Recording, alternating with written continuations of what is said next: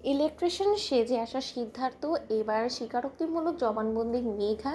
দেবলীনা, ইশিকা এবং অসন্তোষ প্রামাণিকের রেকর্ড করার জন্য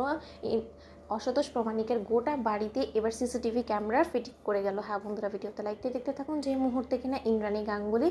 সেখানে কাজের লোক সেজে ঢুকে পড়ে এবং ইন্দ্রাণী গাঙ্গুলি যখন বলতে থাকে যে সিদ্ধার্থ এবার তোমার পালা, তোমাকেও কিন্তু সেখানে ঢুকতে হবে যে করেই হোক না কেন। অন্যদিকে সিদ্ধার্থ উপায় না পেয়ে কোনোভাবেই যখন কিনা এক পর্যায়ে ইলেকট্রিশিয়ান সেজে সেখানে আসে এবং বলতে থাকে অসন্তোষ প্রামাণিকে যে আমি তো বাবু এখানে এসেছিলাম আপনাদের নাকি কিছু একটা প্রবলেম হয়েছে কানেকশনের, সেই কানেকশনের প্রবলেমটাই সলভ করতে, আপনি যদি আমাকে একটু অনুমতি দিতেন ভেতরে যাওয়া। ঠিক সেই সময় সেই সুযোগটাকে কাজে লাগিয়ে যখন কিনা সিদ্ধার্থ গোটা বাড়িতে সিসিটিভি ক্যামেরা ফিট করে ফেলে এবং সেখান থেকে বেরিয়ে যায় সময় মতন এবং কুসুমকে যখন কিনা বলতে থাকে যে কুসুম গ্রিন সিগন্যাল আমি দিয়ে দিয়েছি, এবার বাকিটা তোমাকে ম্যানেজ করতে হবে। অন্যদিকে অনুশ্রী যখন কিনা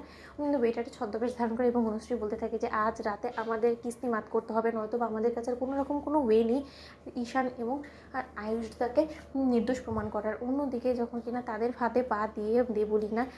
ইশিকা, অসন্তোষ প্রামাণিক এবং মেঘা একজোটে সেই বাড়িতে ঢুকে পড়ে এবং সেই বাড়িতে ঢোকা মাত্রই তারা যখন কিনা ড্রিঙ্ক অর্ডার করে এবং সেখানে ড্রিঙ্ক সার্ভ করার জন্য অনুশ্রী গিয়ে যখন তাদের ড্রিঙ্কের মধ্যে নেশার ওষুধ মিশিয়ে দেয়, ঠিক তার পর মুহূর্তেই কুসুম আলমারির মধ্যে লুকিয়ে থাকে এবং কুসুম যখন বলতে থাকে যে হায় ভগবান তুমি দেখো কোনো মতেই যাতে অসন্তোষ প্রামাণিক এটা না জানতে পারে যে আমি এখানে গোপনে লুকিয়ে আছি এবং তাদের সমস্ত কথোপকথন আমি রেকর্ড করছি, যদি একবার ধরা পড়ে যায় তাহলে রক্ষে থাকবে না। অন্যদিকে ইন্দ্রাণী গাঙ্গুলি যখন কিনা বলতে থাকে যে আমার উপরে এই লোক আবার সন্দেহ করে। অন্যদিকে দেবলীনার হঠাৎ করে ইন্দ্রাণী গাঙ্গুলির উপরে নজর গিয়ে পড়ে এবং দেবলীনা যখন বলতে থাকে যে 1 মিনিট আপনার বাড়িতে এর আগেও এসেছে, কিন্তু তখন তো এদেরকে দেখিনি, এই নতুন নতুন কাজের লোকগুলোকে একদম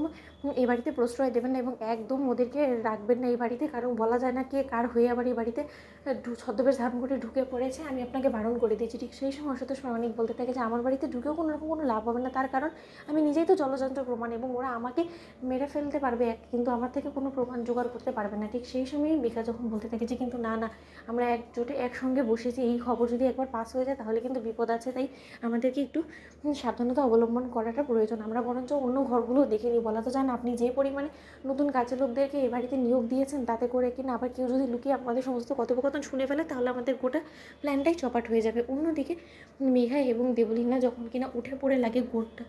বাড়িটা খুঁজে তন্ন তন্ন করে দেখতে, ঠিক সেই সময় কুসুম ঘাবড়ে যায় এবং অবশেষে কুসুম যে কাবাডে লুকিয়ে আছে সেই কাবাড অবধি যখন খুলে ফেলে, ঠিক সেই সময় মেঘাকে হঠাৎ করে পেছন দিক থেকে দেবলীনা ডেকে বলতে থাকে যে মেঘা ওদিকে কী করছিস বলতো, এদিকে আয়, এই রুমটা দেখা হয়নি এখনো পর্যন্ত। ঠিক সেই সময় গোটা বাড়ি তন্ন তন্ন করে দেখা শর্ত কোনো মতেই যখন কিনা কাউকে